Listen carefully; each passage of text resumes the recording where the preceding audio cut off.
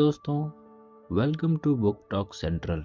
मैं आपका होस्ट विवेक पांडे आपका स्वागत करता हूं। बुक रीडिंग एक बहुत ही गुड हैबिट है और अगर बुक रीडिंग नहीं कर पा रहे हैं तो नॉलेज को गेन करना ऑडियो समरी के थ्रू ये भी एक बहुत ही अच्छा ऑप्शन है। तो दोस्तों, आज हम जिस बुक की ऑडियो समरी कवर करने जा रहे हैं उसका नाम है आई एम मलाला। ये ऑटोबायोग्राफी मलाला यूसुफज़ई की है जो कि एक यंगेस्ट नोबेल लॉरेट है। मलाला यूसुफज़ई को 2014 में मात्र 17 वर्ष की आयु में नोबेल पीस प्राइज से सम्मानित किया गया था। तो मलाला की कहानी के साथ आगे बढ़ते हैं। मलाला का जन्म 1997 में पाकिस्तान के स्वात वैली में हुआ था।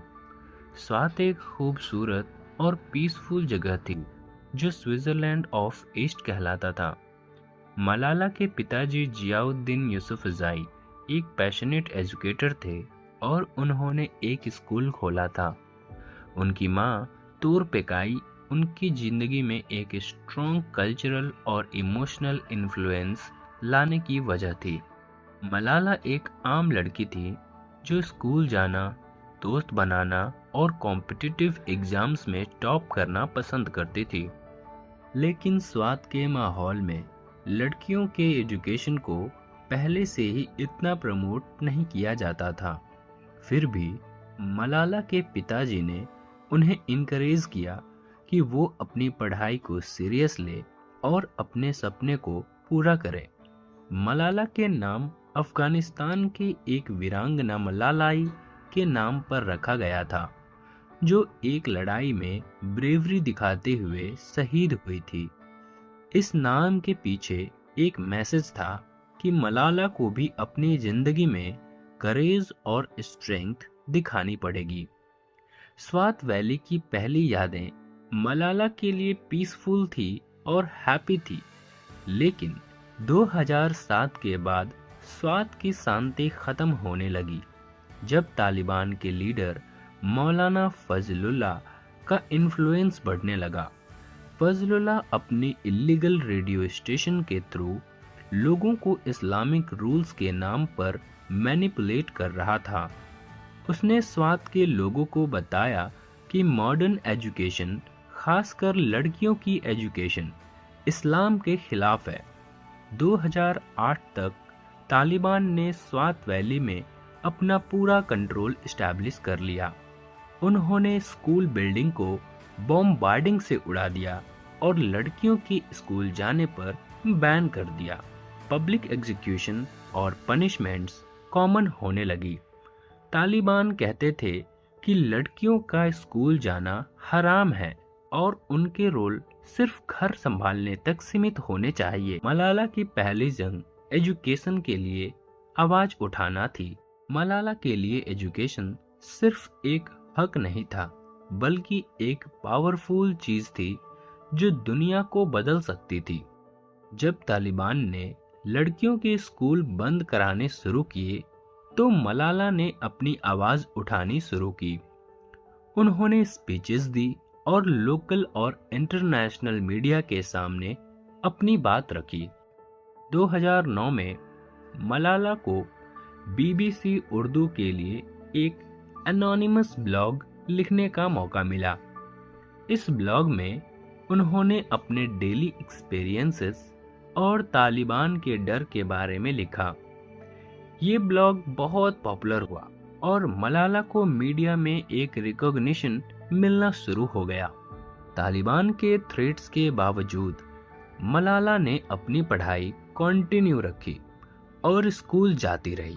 उन्होंने अपने पिताजी के सपोर्ट से समझा कि अगर लड़कियां चुप रहेंगी तो उनका फ्यूचर और भी ज्यादा डार्क हो जाएगा। तालिबान के साथ कॉन्फ्लिक्ट्स की कहानी आगे बढ़ जब मलाला का नाम फेमस होने लगा तो तालिबान ने उन्हें टारगेट करना शुरू कर दिया। 9 अक्टूबर 2012 का दिन मलाला की जिंदगी का सबसे खतरनाक दिन था। उस दिन जब मलाला अपने स्कूल बस में घर जा रही थी, एक तालिबान गनमैन बस में घुसा और मलाला के नाम लेकर उन पर गोली चला दी। गोली मलाला के सर और गर्दन के पास लगी। उनके साथ की 2 लड़कियां भी छोटी चोट से इंजर्ड हुई। मलाला को जल्दी से पेशावर के हॉस्पिटल ले जाया गया, जहां उनका इमरजेंसी ट्रीटमेंट हुआ, लेकिन उनकी कंडीशन क्रिटिकल थी, इसलिए उन्हें इंग्लैंड ले जाया गया। बर्मिंघम के क्वीन एलिजाबेथ हॉस्पिटल में उनका एडवांस्ड ट्रीटमेंट हुआ और सर्जरी कंप्लीट हुई। डॉक्टर के अकॉर्डिंग उनका बचा रहना एक मिरेकल था। इंग्लैंड में मलाला की रिकवरी जर्नी काफ़ी टफ थी। सर्जरीज के बाद भी उनके फेस और हेयरिंग में इश्यूज थे, लेकिन उन्होंने कभी अपनी विल पावर लूज नहीं की। मलाला ने ट्रॉमेटिक एक्सपीरियंस को एक नए मिशन में बदल दिया। इंग्लैंड में रहना उनके लिए एक कल्चरल शॉक था। स्वात की ट्रेडिशंस और इंग्लैंड के मॉडर्न लाइफस्टाइल में काफ़ी डिफरेंसेस थे। फिर भी मलाला ने अपने एजुकेशन को कंटिन्यू रखा और अपने सपनों को फॉलो किया। मलाला का तालिबान अटैक सिर्फ उनकी स्टोरी नहीं बनी, बल्कि पूरी दुनिया में एक मूवमेंट बन गया। मलाला की स्पीच यूनाइटेड नेशंस में एक हिस्टोरिक मोमेंट थी। उस स्पीच में उन्होंने कहा, "one child, one teacher, one book and one pen can change the world." ये लाइन उनका मिशन स्टेटमेंट बन गया। ग्लोबल रिकॉग्निशन और नोबेल प्राइज की कहानी आगे बढ़ती है। मलाला को अपने करेज और कंट्रीब्यूशन के लिए काफ़ी अवार्ड्स मिले, जिनमें 2014 का नोबेल पीस प्राइज सबसे बड़ा था। नोबेल प्राइज के साथ मलाला दुनिया की सबसे यंगेस्ट लॉरेट बन गई। ये अवार्ड उनके लिए सिर्फ एक अचीवमेंट नहीं था। आई एम मलाला एक इंस्पायरिंग कहानी है जो करेज, डिटर्मिनेशन और होप का एग्जाम्पल देती है। मलाला के थ्रू हम ये समझते हैं कि एक सिंगल इंडिविजुअल भी दुनिया बदलने की शक्ति रखता है। चाहे सरकमस्टांसेस कितनी ही चैलेंजिंग क्यों ना हो, मलाला का मानना है कि एजुकेशन सिर्फ एक राइट नहीं, बल्कि एक वेपन है जो पॉवर्टी, टेररिज्म और इनइक्वालिटी को ख़त्म कर सकता है। मलाला की कहानी सिर्फ तालिबान के खिलाफ लड़ाई की नहीं है, बल्कि एक लार्जर स्ट्रगल की है जो दुनिया भर की मिलियंस ऑफ गर्ल्स के एजुकेशन के हक के लिए है। उन्होंने दुनिया को दिखाया कि डर और वायलेंस के सामने भी अगर आप सच के साथ खड़े हों तो कुछ भी अचीव किया जा सकता है। मलाला की लाइफ एक रिमाइंडर है कि चाहे आप किसी भी बैकग्राउंड से आए हों, अगर आपके पास विज़न है और आप उस विज़न के लिए मेहनत करते हो, तो आप दुनिया में एक मीनिंगफुल चेंज ला सकते हो।